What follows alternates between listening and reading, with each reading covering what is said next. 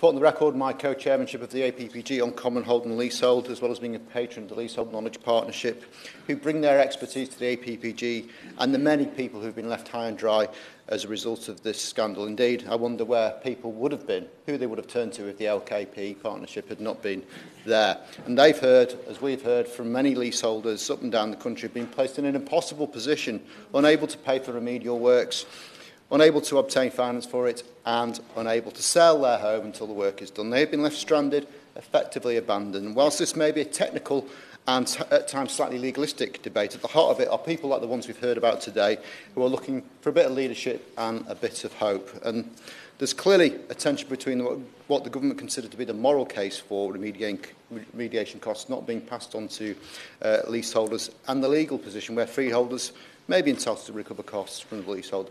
It should be clear that the longer it takes to resolve these issues, the more innocent leaseholders will have to pay out to fund these waking watches, and that is thousands of pounds that is needlessly spent that they will probably never get back. So statements from ministers are not enough. Talk about morality is not enough. Saying there is a strong expectation on freeholders to put matters right is not enough.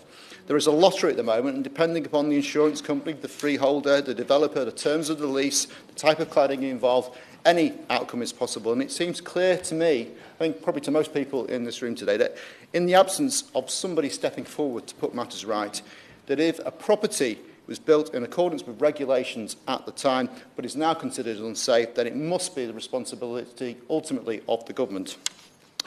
My APPG co-chair, the father of the house, who can't be with us today, unfortunately, joins me in this analysis, and he says, "We've been grateful for the initiative of the Select Committee, and we asked them to hold hearings to hear leaseholders' voices.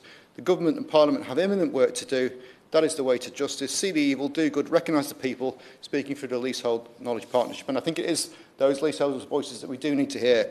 And the LKP Partnership have done a recent survey of 117 different sites where people are affected by these issues. And the findings of that are stark. 90% of people surveyed said the government had provided no help at all.